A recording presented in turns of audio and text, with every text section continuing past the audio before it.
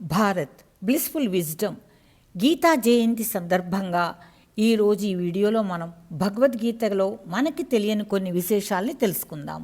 భగవద్గీతని శ్రీకృష్ణ పరమాత్మ మార్గశిర శుద్ధ ఏకాదశి రోజున యుద్ధ భూమిలో చెప్పారు. అందుకే ఆ రోజున గీతా జయంతి జరుపుకుంటాం. ఆ రోజు ప్రపంచవ్యాప్తంగా చాలా కార్యక్రమాలు జరుగుతాయి. కొంతమంది పండితుల పరిశోధనలో గీతను పరమాత్మ సుమారుగా ద్వాపర యుగం చివర 40 లేదా 38 సంవత్సరాల్లో, అంటే కలియుగానికి 40 లేదా 38 సంవత్సరాల ముందు చెప్పినట్టుగా కనుక్కున్నారు వాళ్ళ శాస్త్ర పరిశోధన ప్రకారం. అంటే ఇప్పటికీ కలియుగం జరిగి 5126 సంవత్సరాలైతే సుమారుగా భగవద్గీతని చెప్పి 5163 సంవత్సరాల కాలం గడిచింది. మరొక అంచనా ప్రకారం గీతను సుమారుగా 6000 బీసీలో చెప్పారని కొంతమంది వాదన. ఆ విధంగా చూస్తే సుమారుగా 8000 సంవత్సరాలకు పూర్వం భగవద్గీతని పరమాత్మ చెప్పారు అని అర్థం.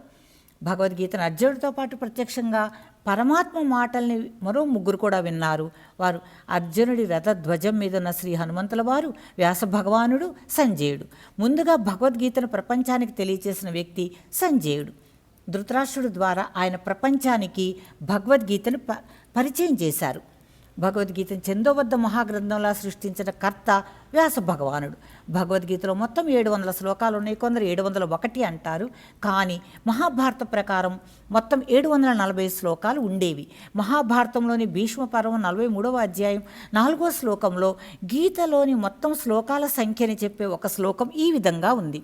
దాని అర్థం భగవద్గీతలో 620 శ్లోకాలు పరమాత్మ, అర్జునుడు 57 శ్లోకాలు, సంజయుడు 67 శ్లోకాలు, ధృతరాష్ట్రుడు 1 శ్లోకాన్ని చెప్పారంటే మొత్తం 740 శ్లోకాలు. కానీ ప్రస్తుతం మనకి 701 శ్లోకం మాత్రమే ఉన్నాయి. మిగతా మనం పోగొట్టుకున్నాము. భగవద్గీతలో మొత్తం 18 అధ్యాయాలు ఉన్నాయి. వాటిని పండితులు 3 భాగాలుగా విభజించుతారు. మొదటి 6 అధ్యాయాల్ని కర్మశతకమని, తర్వాత 6 అధ్యాయాల్ని భక్తి శతకమని, చివరి 6 అధ్యాయాల్ని జ్ఞాన శతకమని అంటారు. అంటే భగవద్గీతలో కర్మ, భక్తి, జ్ఞాన మార్గాలు ఉన్నాయి. అందుకే భగవద్గీతని ఒక పరిపూర్ణ శాస్త్రం అవి అని అంటారు. అవి మనిషిని ఇటు వస్తు ప్రపంచంలోనూ అటు ఆధ్యాత్మిక ప్రపంచంలో ఆదుకుంటుంది. ఆ శాస్త్రం సాధారణమైన ఒక మనిషిని పరిపూర్ణుడిగా, దివ్యాత్మగా తీర్చిదిద్దగల ఏకైక శాస్త్రం భగవద్గీత మాత్రమే.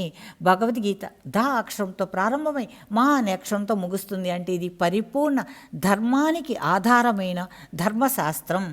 భగవద్గీత ప్రతి అధ్యాయం ప్రారంభంలో లేదా చివరలో ఒక శ్లోకాన్ని చదవటం 1000 సంవత్సరాలుగా ఉన్న ఒక సాంప్రదాయం.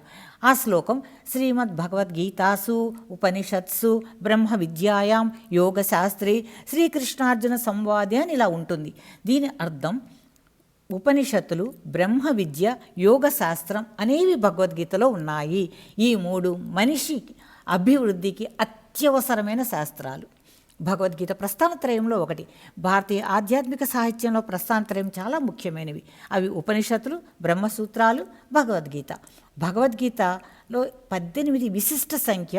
ఎలాగంటే భగవద్గీత మొత్తం అధ్యాయాల సంఖ్య 18, భగవద్గీత జన్మస్థానమైన మహాభారత యుద్ధం జరిగిన రోజులు 18, మహాభారతంలో మొత్తం పర్వాలు 18, మహాభారత యుద్ధంలో పాల్గొన్న సైన్యం మొత్తం 18 అక్షౌహిణులు.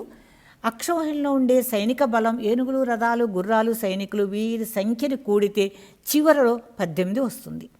భగవద్గీత భారతీయుల ప్రాణం, వారి ఊపిరి. ప్రపంచానికి పరమాత్మ ప్రసాదించిన పరమ పవిత్ర పరమపద సోపానం భగవద్గీత. మన అందరినీ ఆ గీతాచార్యుడు, గీతామాత ఆశీర్వదించుదురుగాక.